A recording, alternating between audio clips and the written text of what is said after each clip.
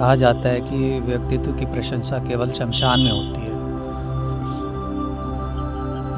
यह बात पूर्ण रूप सच नहीं है, क्योंकि हम अनेक आयोजनों में अच्छे कार्य करने वाले सम्मानित होते हुए देखते हैं। ऐसे सम्मान के नेपथ्य में यही उद्देश्य होता है कि समाज में और लोग भी अच्छे कार्यों के लिए प्रेरित हो सकें।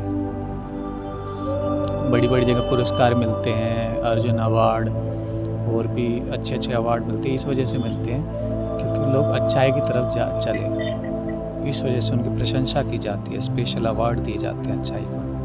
कई ऐसे व्यक्ति भी देखे गए हैं जो अच्छे चरित्र, अच्छे व्यवहार, अच्छे कर्मों से प्रशंसा योग्य होते हैं। उनकी निंदा भी होती है।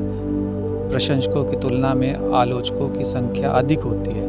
मनोवैज्ञानिक दृष्टिकोण से देखने पर यही पाएंगे कि संसार में लगभग हर व्यक्ति के अंतर्मन में प्रशंसा और सम्मान की आकांक्षा होती है। यह बात अलग है कि किसी को अपनी इस आकांक्षा का आभास नहीं होता। सम्मान पाने वाले निंदा तभी होती है जब दूसरे लोग उसी प्रकार के या उससे अधिक सम्मान पाने की इच्छा जागृत हो उठती है। ये इच्छा पूर्ण रहते हैं। कैसे हो दोस्तों? आज हम जो हमारा ये लाइफ है, ये भगवान का दिया हुआ गिफ्ट है। इसको हम किस तरह अपनी लाइफ को चलाना है, उसके बारे में बात करेंगे। सम्मान और प्रशंसा के भूखे लोगों की पीड़ा भी दोहरी होती है। एक और उन्हें किसी की प्रशंसा सुनना सहन नहीं होता, दूसरी ओर स्वयं की प्रशंसा सुनने के लिए व्याकुल प्यासे रहते हैं। सम्मान के प्रति ऐसे आसक्त लोग दूसरों को सम्मानित होते देख ईर्ष्या की अग्नि में जलते रहते हैं। ऐसा करके वे अपनी प्रशंसा योग्य बची सूखी विशेषताएं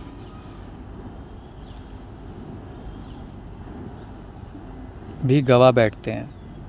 अगर किसी की प्रशंसा कम होती है तो निंदा भी कम होती है। इसलिए समाज में एक बड़े समूह को इसकी जानकारी भी नहीं मिल पाती, लेकिन इसकी प्रशंसा अधिक बड़े स्तर पर होती है। जिनकी प्रशंसा बड़े स्तर पर होती है तो उनकी निंदा भी, अपमान भी बड़े स्तर पर होता है। निश्चित रूप से समाज में एक बड़े वर्ग को उनकी जानकारी मिल जाती है। यदि सम्मान पाने की भावना के साथ कार्य किया तो प्रशंसा भी होगी, आलोचना भी होगी। निंदा प्रशंसा का समाधान अध्यात्म के मार्ग पर मिल सकता है। जो व्यक्ति को निंदा प्रशंसा से ऊपर उठाकर एक ऐसे शिखर पर विराजित करता है या सर्व प्राप्तियों की सूक्ष्म फुहारें उसके अंतर्गत में बरसती अनुभव होती है। इस शिखर पर सामाजिक सम्मान और प्रशंसा तुच्छ अनुभव होने लगते हैं। सभी प्रकार के भौतिक इच्छाओं की आकांक्षाओं से मुक्त रहने का यह अलौकिक आध्यात्मिक तरीका, मन की यह अवस्था व्यक्ति को मैं और तू के चक्कर से बाहर रखती है। जिसने सम्मान नहीं चाहा उसका कोई अपमान भी नहीं कर सकता। जिसे प्रशंसा नहीं चाहिए उसका कोई निंदा भी नहीं कर सकता। स्वयं को आत्मिक स्थिति में स्थित रखने से मन की स्थिति अवस्था बन सकती है। यह अवस्था सर्व प्राप्तियों का अलौकिक अनुभव स्वतः ही करवाती है। अध्यात्म के पथ पर निरंतर चलने से मन की यह अवस्था व्यक्ति के स्वभाव संस्कार में स्वाभाविक रूप से प्रकट होती है। यह अलौकिक उपलब्धि समाज से मिली सम्मान व पुरस्कार की तुलना में अनमोल है। जीवन यापन हेतु सीमित मात्रा में भौतिक साधन, अपनी लाइफ को चलाने के लिए बहुत ही सीमित साधन से सीमित सुविधाएं भी मन का श्रेष्ठ अवस्था अपने आप संपूर्ण संपन्नता और निश्चित का अनुभव कराते हैं। जब हम कम चीज़ों का उपयोग करेंगे लाइफ में, सीमित चीज़ों का उपयोग करेंगे तो मन को एक अपने आप संपूर्णता, संपन्नता, आराम से ज़्यादा कहीं मन भागेगा नहीं। जीवन को उत्कृष्टता और अग्रसर करती है। सांसारिक दृष्टिकोण से यह अवस्था जीवन की मुख्य धारा से विपरीत अवश्य अनुभव होगी, क्योंकि लोग बड़ी बड़ी गाड़ियाँ, बड़े बड़े घर, सब कुछ बड़ी बड़ी चीज़ें की तरफ भाग रही है और हम सीमित साधन में ही रहें, एक झोपड़पट्टी में रहें या एक चूल्हा, एक बहुत सीमित जगह पे रहे, छोटी जगह पे रहे। तो ये सब कुछ उल्टा है। हमारा भौतिक उपलब्धियों की कसौटी पर ही व्यक्तित्व का आकलन करते हैं। दुनिया इसी चीज़ पर ही आकलन करती है कि तुम्हारे पास क्या है, गाड़ी है, घर है, क्या उसी चीज़ से तुम्हें इज्जत देती है, उसी हिसाब से तुम्हारे साथ व्यवहार करती है। आत्मा की ये श्रेष्ठ स्थिति हर किसी को समझ में नहीं आ सकती। करोड़ों में से कोई बिरला ही समझदारी से खुद को और अनुरूप गढ़ पाता है। आश्चर्य की बात है, समाज ऐसे विरले व्यक्तियों को मूर्ख ही समझता है। ईर्ष्या युक्त मानसिकता से ऊपर उठने के कारण ऐसे व्यक्ति सामाजिक आलोचना से प्रभावित नहीं होते। कि जो लोग एक दूसरे की बुराइयां करते हैं या जो लोग उन्हें कुछ बोलेंगे तो उन्हें उन सब चीज़ों से कोई फ़र्क नहीं पड़ता, बल्कि आत्मिक अनुभूति के से ओतप्रोत होकर आध्यात्मिक पथ पर अग्रसर होते रहते हैं।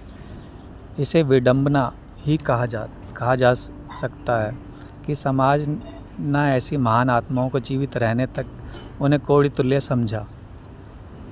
दुनिया में जो लोग इस हिसाब से रहे तो लोगों ने उन्हें लास्ट तक उन्हें कूड़ा माना।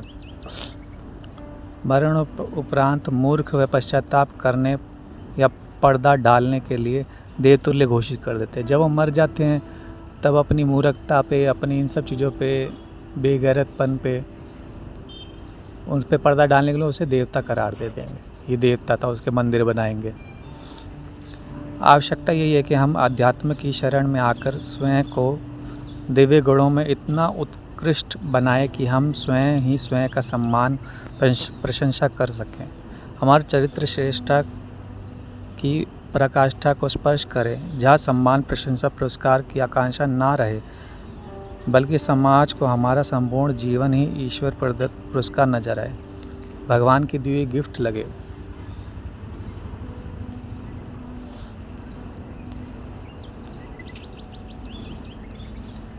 पक्का निश्चय का कवच पहनकर मैदान में आना है।